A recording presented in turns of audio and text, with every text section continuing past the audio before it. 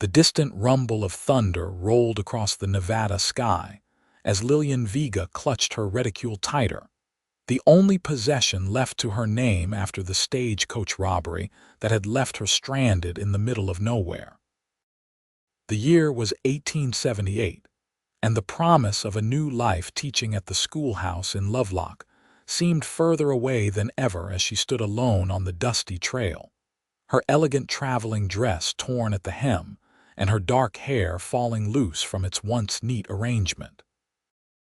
Lillian had spent her last dollars on the Stagecoach fare, selling nearly everything she owned back in San Francisco to escape the memories of her father's death and the mounting debts that threatened to force her into an unwanted marriage. The teaching position in Lovelock represented not just employment, but freedom, a chance to build something that belonged to her alone. Now, with the Stagecoach and all her belongings gone, taken by masked bandits who'd left the passengers scattered and the driver wounded, that future seemed to be slipping away like water through her fingers. The sound of hoofbeats broke through her despair. Lillian turned, heart hammering, fearing the bandits had returned. Instead, she saw a lone rider approaching through the golden haze of late afternoon sunlight. He rode tall in the saddle, his broad shoulders silhouetted against the vast Nevada sky.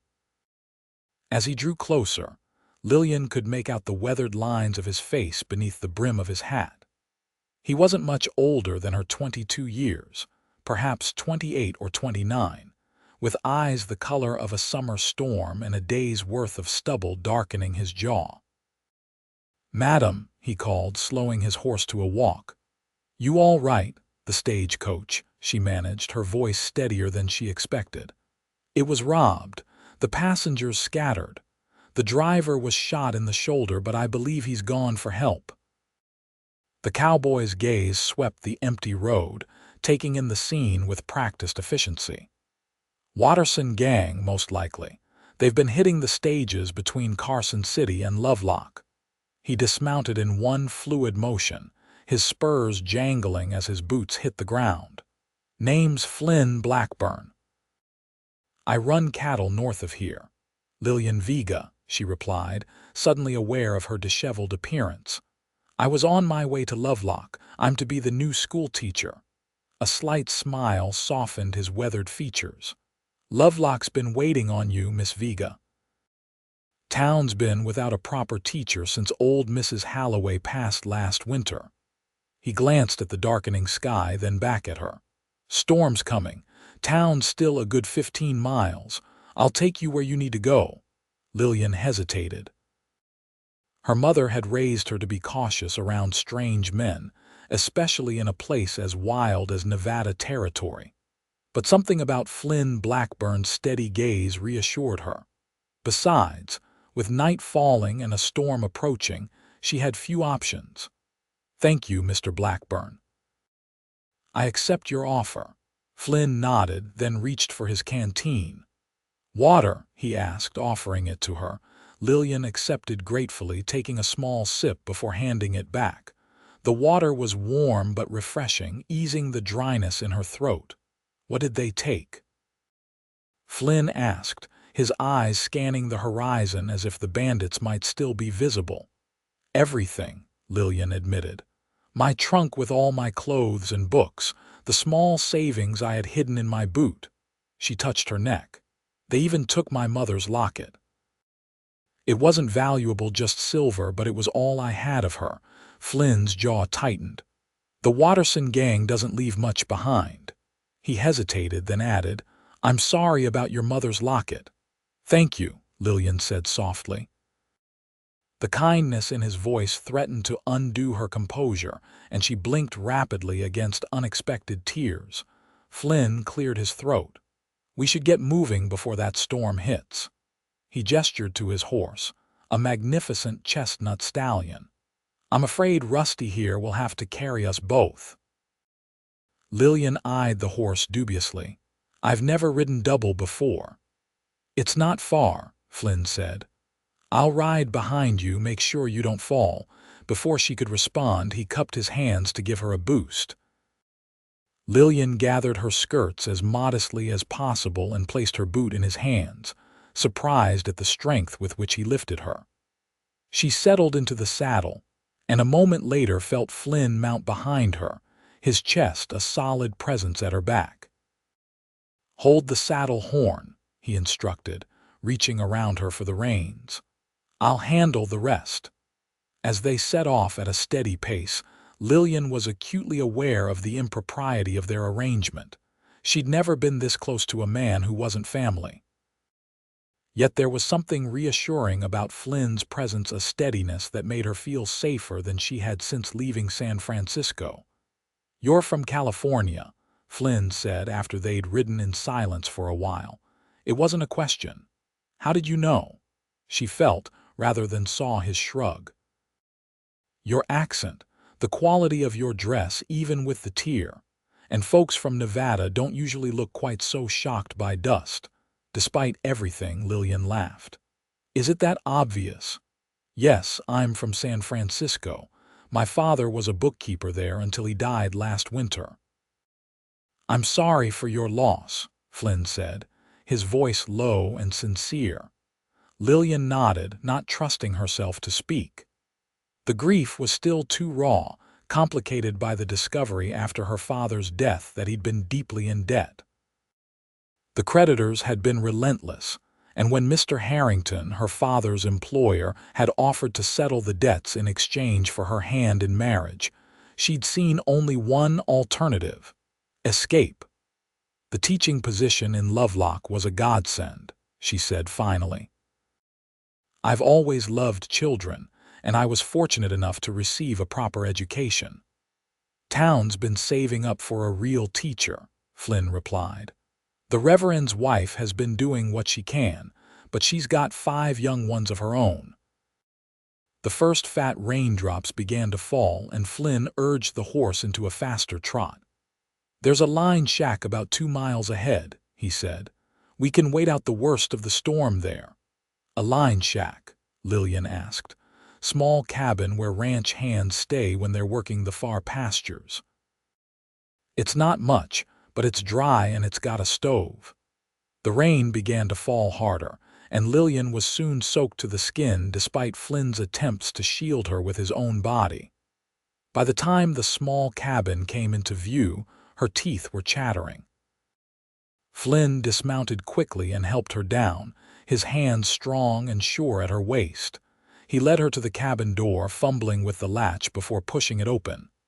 "Get inside," he instructed. "I need to see to Rusty first." The interior of the cabin was sparse but clean. A small iron stove stood in one corner, a narrow cot in another. A rough-hewn table with 2 chairs occupied the center of the single room. Lillian stood dripping on the plank floor, unsure what to do with herself. Flynn returned minutes later, equally drenched. He moved efficiently around the small space, lighting a lantern and starting a fire in the stove with practiced ease. "You need to get out of those wet clothes," he said matter-of-factly. "You'll catch your death otherwise." Lillian stared at him, scandalized. "Mr. Blackburn," I hardly think he held up a hand, looking slightly abashed. "I didn't mean—" He shook his head, water droplets flying from his dark hair. "There's a trunk with spare clothes by the cot. Ranch hands leave extras here. They'll be too big, but they're dry. I'll wait outside while you change." Before she could respond, he stepped back into the rain, closing the door firmly behind him. Lillian stood frozen for a moment, then moved to the trunk. Inside, she found several clean shirts, trousers, and even a couple of union suits. After a brief internal struggle with propriety, she selected the smallest shirt she could find and a pair of trousers, along with a pair of woolen socks. She changed quickly, rolling up the sleeves and pant legs, cinching the waist with a piece of rope she found in the trunk. "Mr. Blackburn," she called, opening the door a crack. "You can come in now." Flynn re-entered, his expression carefully neutral as he took in her appearance. "Better than pneumonia," he he said simply, moving to the stove to warm his hands. Lillian couldn't help but notice that his own clothes were still soaked through. "You should change as well," she suggested, averting her eyes. "I'll turn my back." Flynn hesitated, then nodded. Lillian faced the wall, listening to the rustle of fabric and trying not to think about the impropriety of their situation. When he finally said, "All clear," she turned to find him in dry clothes, hanging his wet shirt and trousers near the stove. "Hungry?" he asked, moving to a small cupboard. "Starving," Lillian admitted. She hadn't eaten since a hurried breakfast at the Stagecoach station that morning. Flynn produced a can of beans, some jerky, and a half loaf of bread that looked remarkably fresh. "Line riders keep the place stocked," he explained, seeing her surprise. "Never know when you might need to wait out a storm." They ate in companionable silence, the rain drumming on the roof overhead. After they'd finished, Flynn poured them each a cup of coffee from the pot he'd set to boil. "How long have you been in Nevada?" Lillian asked, cradling the warm cup in her hands. "Born here," Flynn replied. "My pa came west during the gold rush, met my ma in Virginia City. They started the ranch with just 10 head of cattle and a dream." A shadow passed over his face. "Lost them both to influenza 6 years ago. Been running the ranch ever since." "I'm sorry," Lillian said softly. "It must be difficult managing everything alone." Flynn shrugged. "Got good hands, loyal men, but yeah, sometimes." He trailed off, staring into his coffee cup. "Ranch that size needs a family. Pa always said that." Something in his tone made Lillian's heart beat a little faster. She changed the subject. "Tell me about Lovelock. What should I expect?" Flynn's expression lightened. "Good folks, mostly. About 400 souls. You'll be teaching maybe 30 children of various ages. Town's growing, got the railroad coming through last year, and there's talk of silver in the hills east of town." "And the school?" Lillian pressed. "One room, but solid. Town built it 3 years ago. Got real glass windows and everything." He smiled. "Kids are good, too. Bit wild, some of them, but eager to learn." Lillian felt a flicker of excitement despite her circumstances. This was why she'd come, after all, to teach, to make a difference. "Do you have children in town, Mr. Blackburn?" she asked, then immediately regretted the forwardness of the question. Flynn's smile turned wry. "Need a wife for that, Miss Vega. And the eligible ladies of Lovelock seem to prefer the banker's son or the doctor to a man who smells of cattle most days." "Their loss," Lillian said without thinking, then blushed furiously as Flynn's eyebrows rose in surprise. The rain continued through the night, forcing them to share the small cabin. Flynn insisted Lillian take the cot while he made a pallet on the floor near the stove. Despite the impropriety, Lillian slept better than she had in months, lulled by the rain and the quiet presence of her unexpected protector. Morning brought clear skies, and the realization that Lillian had nothing to wear but the oversized men's clothing or her still damp dress. "Wear what you have on," Flynn suggested as he saddled Rusty. "Mrs. Holloway at the boarding house can help you with proper clothes until your things are replaced." "If they're replaced," Lillian said, doubt creeping into her voice. "I don't know if I can afford. Town has funds set aside for the teacher," Flynn interrupted. "Board and basic necessities. Mayor Patterson will see you're taken care of." The ride to Lovelock took most of the morning. As they crested the final hill, Lillian got her first glimpse of her new home. The town was small but prosperous looking, nestled in a green valley with mountains rising in the distance. A church spire gleamed white in the morning sun, and neat rows of buildings lined the main street. Flynn guided Rusty down the main thoroughfare, ignoring the curious stares of townsfolk, as they took in the sight of their new schoolteacher dressed in men's clothing, riding double with one of the area's most eligible bachelors. Town hall first, Flynn decided, reining in front of an imposing brick building. Mayor Patterson needs to know what happened. The mayor turned out to be a portly man with impressive mutton chop whiskers and a booming voice. His initial shock at Lillian's appearance quickly gave way to outrage over the Stagecoach robbery. "Third one this month," he exclaimed, pounding his desk. "Those Watterson boys are getting bolder. I'll wire the marshal in Carson City today." He turned to Lillian, his expression softening. "Don't you worry, Miss Vega. Lovelock takes care of its own, and you're one of us now." By noon, Lillian had been installed in the town's only boarding house, run by the kind but formidable Mrs. Holloway. The widow had immediately taken Lillian under her wing, providing her with a modest but comfortable room and the loan of several dresses that had belonged to her daughter, now married and living in Sacramento. "Flynn Blackburn brought you in, did he, Mrs.?" Holloway asked as she helped Lillian arrange the borrowed clothes in the small dresser. "Interesting. He was very kind," Lillian said carefully. "I don't know what I would have done if he hadn't come along." Mrs. Holloway's eyes twinkled. "Flynn's the finest man in Lovelock County, though you didn't hear that from me. Half the young ladies in town have set their caps for him, but he keeps to himself mostly. Ranch takes up most of his time."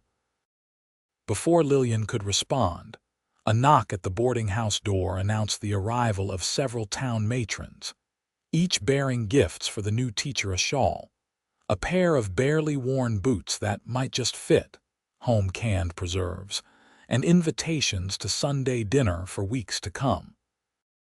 Flynn had disappeared shortly after delivering Lillian to the mayor, but he returned that evening as she sat on the boarding house porch, watching the sunset paint the distant mountains gold and purple. "Evening, Miss Vega," he said, removing his hat as he approached. "Settling in all right?" Lillian smiled, genuinely pleased to see him. "Everyone has been incredibly kind. I can't believe how generous the town has been." Flynn nodded, turning his hat in his hands. "Lovelock's good that way. Listen, I rode out to where the stage was hit, found tracks heading east toward the Carson Sink. Sheriff's forming a posse tomorrow to go after the Watterson gang." "Are you going with them?"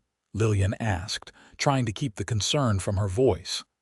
"Someone needs to know where to look," Flynn said simply. "I've tracked worse than the Wattersons through tougher country." "Please be careful," Lillian said softly. "They've already shown they're willing to shoot." Flynn's eyes met hers, something unreadable in their depths. "I'll be back before you know it, Miss Vega, maybe even with your mother's locket." He left at dawn the next morning with the sheriff and 6 other men. Lillian watched them ride out from her boarding house window, her heart strangely heavy considering she'd known Flynn Blackburn for barely 2 days. Life in Lovelock quickly fell into a rhythm. The school term began, and Lillian found herself busy with 32 students ranging in age from 6 to 16. The work was challenging but rewarding, and she soon came to love the children with their eager minds and open hearts. The town embraced her as one of their own. Sunday dinners at various homes became a ritual, as did Wednesday evening sewing circles and Saturday visits to the mercantile for penny candy with whichever students had earned the privilege through good behavior and diligent study.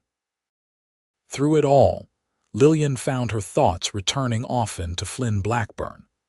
The posse had returned after 5 days, having lost the Watterson gang in the maze of canyons east of the Sink. Flynn had stopped by the schoolhouse briefly to let her know they hadn't recovered any of the stolen goods, but he'd keep an eye out. Then he disappeared back to his ranch, and Lillian had seen him only in passing since a tip of his hat from across the street, a brief nod during Sunday services. 6 weeks after her arrival in Lovelock, Lillian was grading arithmetic lessons in her small classroom when the door opened. She looked up, expecting to see one of her students, and instead found Flynn Blackburn filling the doorway, hat in hand. "Mr. Blackburn," she said, setting down her pen. "This is a pleasant surprise." Flynn looked uncharacteristically nervous, shifting his weight from one foot to the other. "Miss Vega, hope I'm not interrupting." "Not at all, just grading some sums." She gestured to the chair beside her desk. "Please sit." Flynn sat, placing his hat on his knee. He reached into his pocket and withdrew something that caught the late afternoon sunlight. "Found this," he said simply, holding out his hand. In his palm lay a silver locket, tarnished but unmistakable. Lillian's hand flew to her mouth. "My mother's locket." "How, where?" "Caught one of the Watterson boys trying to sell it in Unionville," Flynn explained. "Sheriff's got him locked up now, but I thought you'd want this back right away." Lillian took the locket with trembling fingers, opening it to reveal the tiny daguerreotype of her parents on their wedding day. "I can't believe you found it," she whispered, tears welling in her eyes. "Thank you, Mr. Blackburn, thank you." Flynn cleared his throat, looking embarrassed by her emotion. "It's nothing, really, just happened to be in the right place at the right time." "It's not nothing," Lillian insisted. "This means everything to me." She hesitated, then added, "Would you help me put it on?" Flynn's fingers were surprisingly gentle as he fastened the delicate clasp at the nape of her neck. Lillian was acutely aware of his proximity, the clean scent of soap and leather that clung to him. "There," he said, his voice oddly rough. "Looks right on you." Their eyes met, and something passed between them, something new and fragile and full of possibility. Then Flynn stood abruptly, reaching for his hat. "I should let you get back to your work," he said. "Just wanted to bring that by." "Mr. Blackburn Flynn," Lillian said, rising as well. "Would you? That is, Mrs. Holloway always makes far too much for dinner. Perhaps you'd like to join us this evening." Flynn's smile transformed his face, erasing the worry lines around his eyes. "I'd be honored, Miss Vega." "Lillian," she corrected gently. "After all we've been through, I think you can call me Lillian." That dinner marked a turning point. Flynn began appearing regularly in town, often with transparent excuses to visit the school or the boarding house. He brought Lillian wildflowers he claimed to have just noticed growing by the trail, fresh caught trout from the river that ran through his property, and once, a beautiful leather-bound volume of Tennyson's poetry he'd ordered all the way from San Francisco. For her part, Lillian found herself looking forward to his visits with an eagerness that both thrilled and frightened her. She'd come to Nevada to escape an unwanted marriage, to build an independent life. Yet here she was, heart racing whenever a certain cowboy appeared on the horizon. The townsfolk noticed, of course. Mrs. Holloway took to setting an extra place at dinner without being asked. Mayor Patterson developed a habit of mentioning Flynn's name in conversation just to watch Lillian blush. And the children, well, children notice everything. "Are you going to marry Mr. Blackburn, Miss Vega?" 10-year-old Sarah Johnson asked one day during the lunch hour, causing the other children to giggle and Lillian to nearly choke on her tea. "Sarah, that's not an appropriate question," Lillian managed once she'd recovered. "My ma says he's sweet on you," Sarah persisted.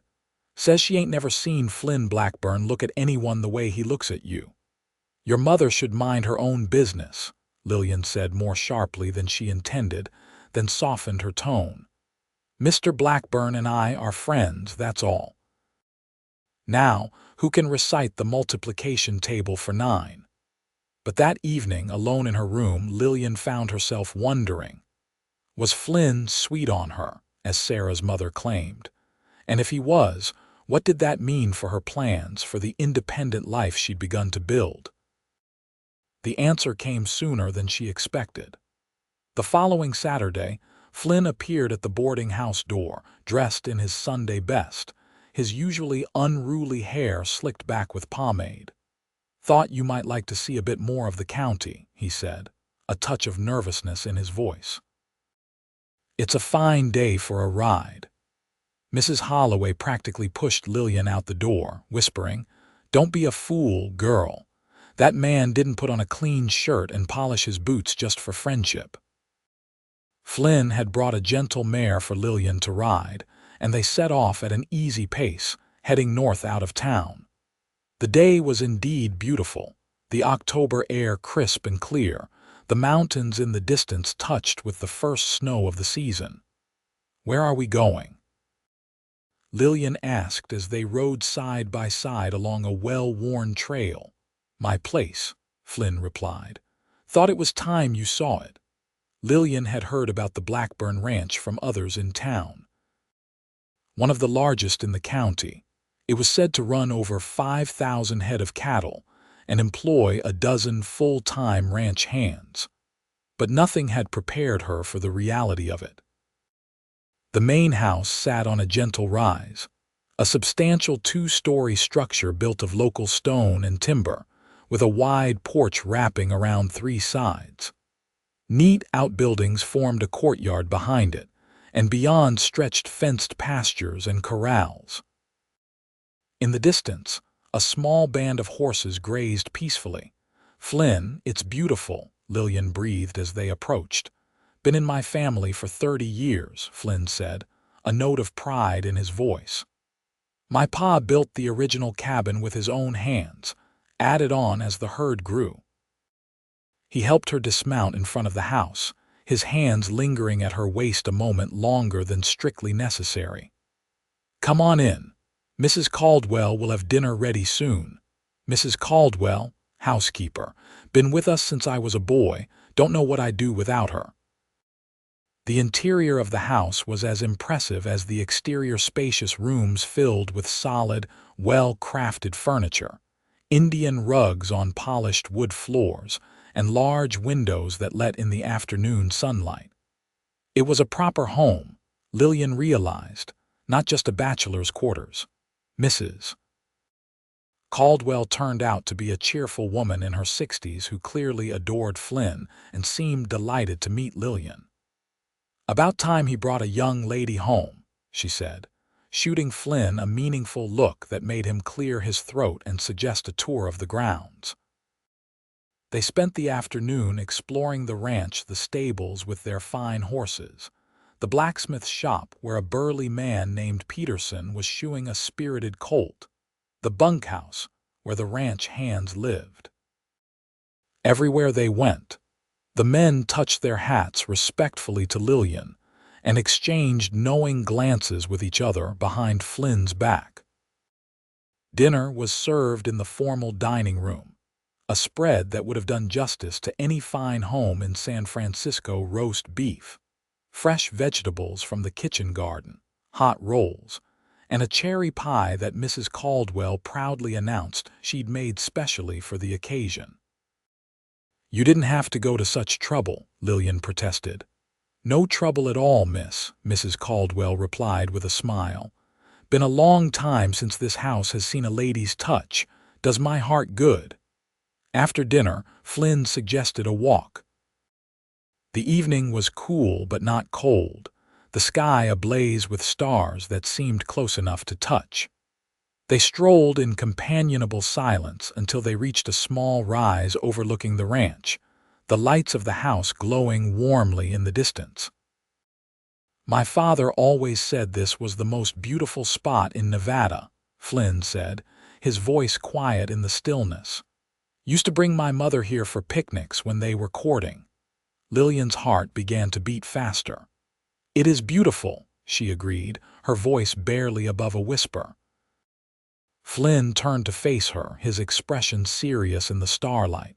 "Lillian, I'm not much good at fancy words, never had the schooling you did, but I think I hope you know how I feel about you." Lillian's throat felt tight, her pulse racing. "I think I do," she managed. "I know you came here to be independent, to make your own way." Flynn took her hands in his. "And I respect that, more than you know, but I can't help thinking that maybe we could make our way together." "Flynn, let me finish, please. I'm not asking for an answer right now. Just asking you to think about it," About us. His hands tightened around hers. I never thought I'd meet someone like you, someone who makes me want to be better, who sees the world with such hope. I love you, Lillian Vega. And if you'll have me, I want to spend the rest of my life showing you just how much. Tears welled in Lillian's eyes. Oh, Flynn, I came to Nevada to escape marriage, to escape being someone's possession. I was so determined to build a life that was entirely my own. Flynn's face fell, but he nodded. I understand. I shouldn't have. No, let me finish now, Lillian interrupted, squeezing his hands. What I didn't expect was to meet someone who makes me feel not like a possession but like a partner, someone who respects my mind and my dreams. She took a deep breath. I love you too, Flynn Blackburn. I think I have since that first day when you appeared on the horizon like some knight from a storybook. Flynn's smile was like the sunrise, brilliant and full of promise. Does that mean it means yes? Lillian laughed through her tears. Yes, I'll marry you. Yes, I want to build a life with you. Flynn gathered her into his arms, his kiss tender and reverent at first, then deepening with a passion that left Lillian breathless. When they finally broke apart, he rested his forehead against hers. I promise you won't regret this, Lillian. I'll spend every day making sure of it. I know, she said simply. And in that moment, she did know with a certainty that went bone deep that this man, this place, was where she belonged. News of their engagement spread through Lovelock like wildfire.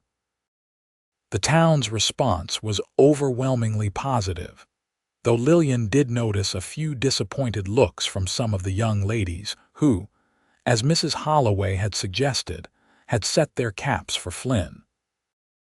The school board, after initial concern, agreed that Lillian could continue teaching until the end of the school year, though they would need to find a replacement after that. A married woman's place is with her husband, Mayor Patterson had said firmly, especially when that husband runs the biggest ranch in the county. Lillian had accepted this with more grace than she might have expected of herself a few months earlier. The truth was, she was excited about the prospect of helping Flynn run the ranch, of making the Blackburn house truly a home, of perhaps someday soon filling it with children of their own. The wedding was set for the first Saturday in December, giving them just over a month to prepare. Lillian threw herself into the planning, assisted by Mrs. Holloway, Mrs. Caldwell, and seemingly every other woman in Lovelock.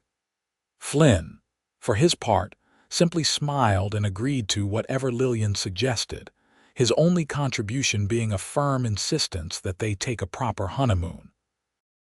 San Francisco, he said one evening as they sat on the boarding house porch. We'll stay at the Palace Hotel, see the sights, maybe even take in an opera. Lillian shook her head, amazed yet again by this man who could so casually suggest spending what must be a small fortune just to make her happy. The Palace Hotel is terribly expensive, Flynn, and who will run the ranch while you're away? Foreman's been with me for years. He can handle things for a couple of weeks. Flynn squeezed her hand. And as for expense, Lillian, I want to give you the world, starting with a proper honeymoon in the city you left behind. How could she argue with that?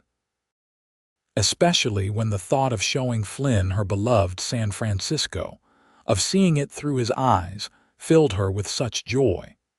The weeks leading up to the wedding passed in a blur of preparations.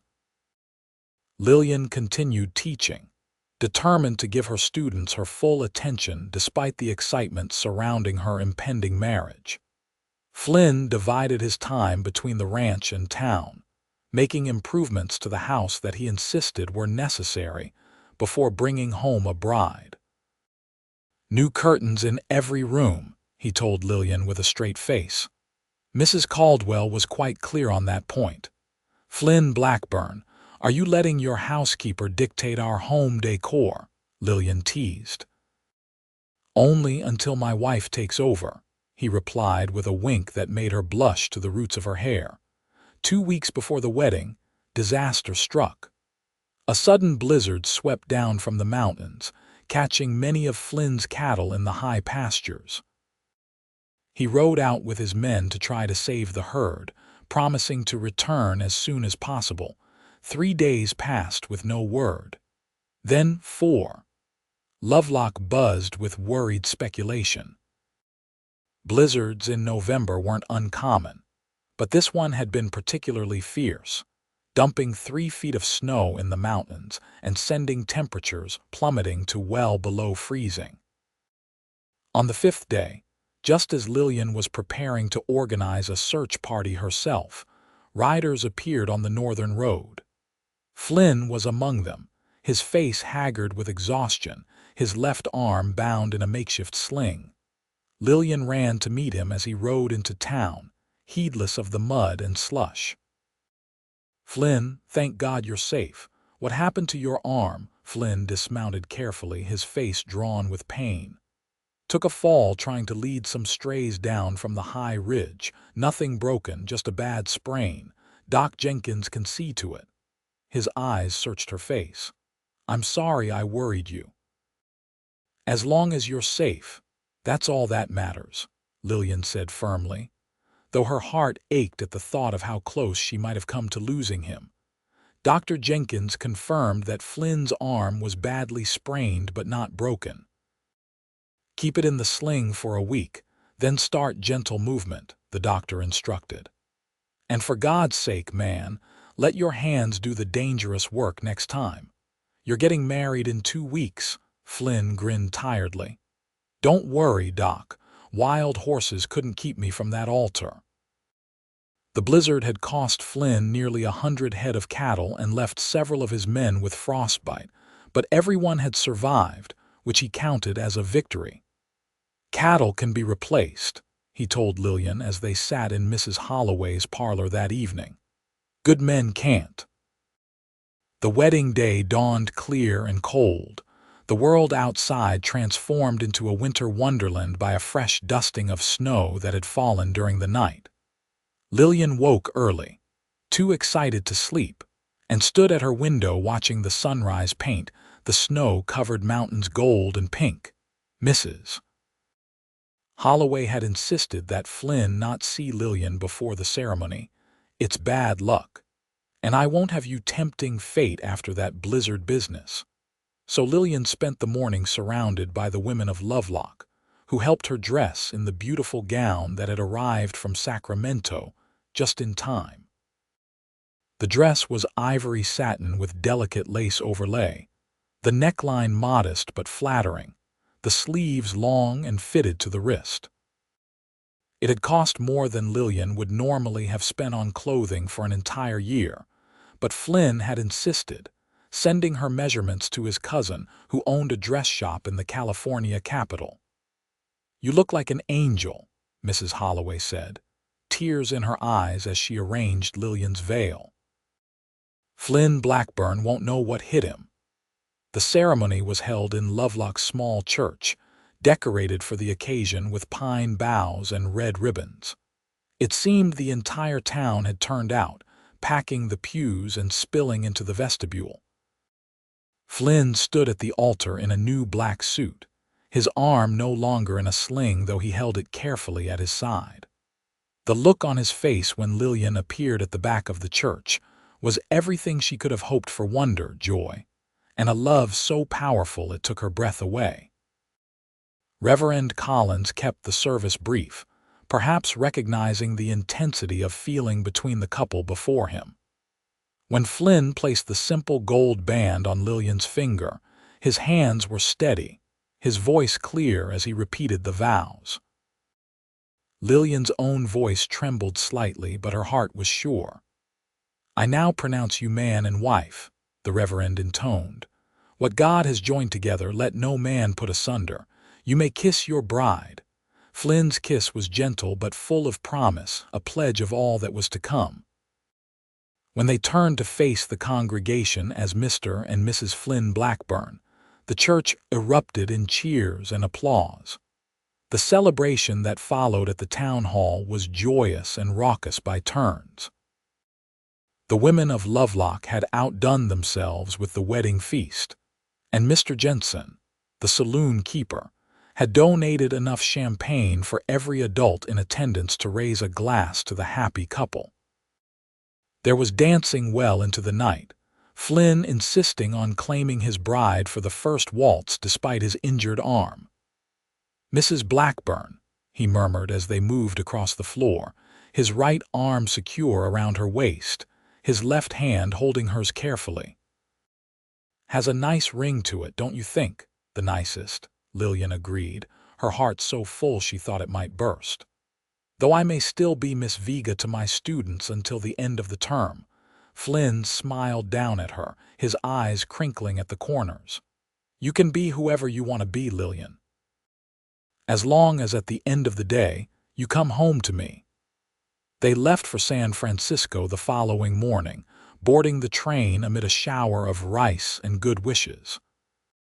The journey took 2 days, during which Flynn proved to be an attentive and considerate husband, anticipating Lillian's every need and treating her with a gentle reverence that made her blush under the knowing smiles of their fellow passengers. The Palace Hotel was every bit as grand as Lillian had described, its 7 stories making it the tallest building west of the Mississippi.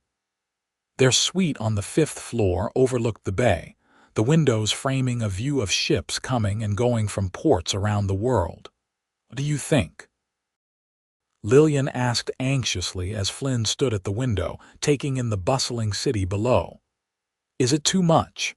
Too noisy after the ranch?" Flynn turned to her, his expression thoughtful. "It's magnificent," he said simply. "Different from home, but magnificent in its own way." He crossed to where she stood and took her hands in his. "Thank you for sharing this part of your life with me." The 2 weeks that followed were a whirlwind of experiences.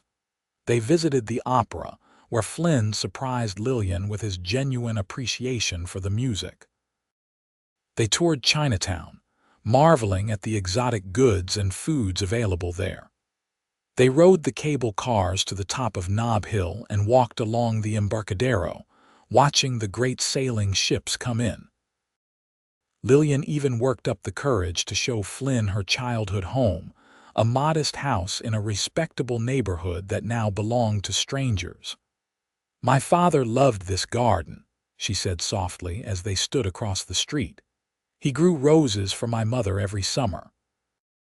Flynn's arm tightened around her shoulders. "We'll plant roses at the ranch," he promised. "A whole garden of them if you like." But the most meaningful moment of their honeymoon came unexpectedly, as they were browsing in a bookshop on Market Street. Flynn disappeared while Lillian was examining a volume of poetry, returning sometime later with a mysterious package. "What's this?" Lillian asked as he presented it to her. "Open it and see," Flynn replied, an odd note in his voice. Inside the package were books a dozen or more, all on subjects ranging from cattle breeding to range management, from animal husbandry to the latest agricultural techniques. Lillian looked up, confused. "Flynn, you're not just a rancher's wife, Lillian," Flynn said earnestly. "You're my partner in everything. I want you to understand the business, to have a say in how we run things." These seemed like a good place to start. Tears sprang to Lillian's eyes. In that moment, she knew without a doubt that she had made the right choice. This man, this wonderful, thoughtful man, saw her not as a possession or an ornament, but as an equal. "I love you, Flynn Blackburn," she said, rising on tiptoes to kiss him, heedless of the other customers in the bookshop. "More than I can say." Their return to Lovelock was met with a warm welcome from the town and from the ranch hands, who had hung a hand-painted sign over the entrance to the main house. "Welcome home, Boss and Mrs. Boss." Lillian settled into life at the ranch with surprising ease. She had worried that she might miss teaching, and she did, but there was so much to learn, so much to do, that she found herself fully engaged from morning till night. True to his word, Flynn involved her in every aspect of ranch operations, from reviewing the books to planning the spring calving. "You have a head for figures," he commented one evening as they sat at the dining room table, ledgers spread before them. "Better than mine, that's for sure." "My father taught me," Lillian replied, a bittersweet smile on her face. "He always said a woman should understand business, even if society didn't expect it of her." "Smart man, your father," Flynn said, reaching across to squeeze her hand. "Wish I could have met him." Spring brought new life to the ranch calves in the pastures, foals in the stables, and wildflowers carpeting the hillsides. Flynn made good on his promise to plant roses for Lillian, creating a garden outside the kitchen window where she could enjoy them while working. Summer brought the cattle drive, with Flynn and most of the hands gone for nearly 3 weeks. Lillian surprised herself with how capably she managed things in his absence, earning the respect of the remaining ranch hands and of Mrs. Caldwell, who declared her a natural-born rancher's wife. Fall brought the harvest and preparations for winter. The ranch a hive of activity as hay was stored, preserves put up, and buildings repaired. And with the first snow of winter came news that filled the Blackburn household with joy. Lillian was expecting a child. "A baby," Flynn breathed when she told him, his face a mixture of wonder and trepidation. "Are you sure? Dr. Jenkins confirmed it yesterday," Lillian said, unable to keep the smile from her face. "We're to become parents in early summer." Flynn whooped with joy, lifting her off her feet and spinning her around before setting her down hastily. "Should I be doing that? I don't want to hurt you or the baby." Lillian laughed, touched by his concern. "I'm not made of glass, Flynn. Dr. Jenkins says I'm healthy as a horse." The months of waiting passed slowly yet all too quickly. Flynn became increasingly protective, insisting that Lillian rest frequently and hiring extra help around the house, despite her protests that she was perfectly capable of continuing her normal activities. "Humor me," he said when she objected to his fussing. "I've never been a father before. I'm making this up as I go along." The baby, a boy they named Thomas, after Lillian's father arrived on a perfect June day. Entering the world with a lusty cry that the midwife declared was a sure sign of a strong constitution. Flynn, who had been pacing the hallway for hours, rushed in at the sound, his face pale with worry until he saw Lillian smiling tiredly up at him from the bed. "We have a son," she said softly, cradling the small bundle in her arms. "Come meet your boy." Flynn approached almost reverently, peering down at the tiny red face with its shock of dark hair. "He's perfect," he whispered, "just like his mother." Thomas was joined 2 years later by a daughter, Emily, named for Flynn's mother. The Blackburn Ranch, already a place of industry and purpose, became truly a home, filled with the laughter of children and the deep, abiding love of a couple who had found in each other far more than either had dared to hope for. 5 years to the day after they met the anniversary of that fateful stagecoach robbery, Flynn presented Lillian with a gift. It was a small wooden box, beautifully carved with roses and vines. "What's this?" Lillian asked, turning the box in her hands. "Open it and see," Flynn replied, the same words he had used in that San Francisco bookshop. Inside the box was a journal, bound in soft leather. On the first page, in Flynn's careful handwriting, was the beginning of a story. Her stagecoach was robbed and she was stranded. A cowboy appeared and said, "I'll take you where you need to go." "I thought we might write our story," Flynn explained as Lillian looked up at him with shining eyes. "For the children and their children after them, so they'll know how it all began." Lillian reached for her husband's hand, squeezing it tightly. "It began with an ending," she said softly. "The end of one life, one dream, and the beginning of something far better than I could have imagined." "No regrets?" Flynn asked, bringing her hand to his lips. Lillian shook her head, smiling through happy tears. Not a single one. That night, as they sat on the porch watching the sunset paint the Nevada sky in shades of gold and crimson, their children playing at their feet, Lillian thought about the strange, winding path that had led her here. The loss and fear that had driven her from San Francisco. The violence that had left her stranded on a dusty road. The unexpected appearance of a man who would change her life forever. "Penny for your thoughts, Mrs. Blackburn," Flynn asked, his voice warm in the gathering dusk. "I was just thinking how grateful I am that my stagecoach was robbed," Lillian replied with a smile. "Strange as that sounds," Flynn laughed, the sound rich and familiar. "Well, I can't say I approve of the Watterson gang's methods, but I can't argue with the results." He reached over to take her hand, his touch as electrifying now as it had been the first time. "You needed somewhere to go, and I needed you to come home. Seems to me we both ended up exactly where we were meant to be." Lillian leaned her head against his shoulder, contentment washing over her like a tide. "Home," she murmured, the word filled with all the meaning, all the love that their years together had built. "Yes, I believe we did." As night fell over the Blackburn ranch, stars appearing one by one in the vast Nevada sky, Lillian thought of all the twists of fate, all the choices and chances that had brought her to this moment. A robbery that might have been a tragedy had instead become the first chapter in the greatest love story she could have imagined, a story still being written, day by day, in the life she and Flynn had created together. And in the end, wasn't that what love was? Not a destination, but a journey. Not a single moment of rescue on a dusty road, but 1,000 moments of choosing each other, again and again, through all the seasons of a life shared.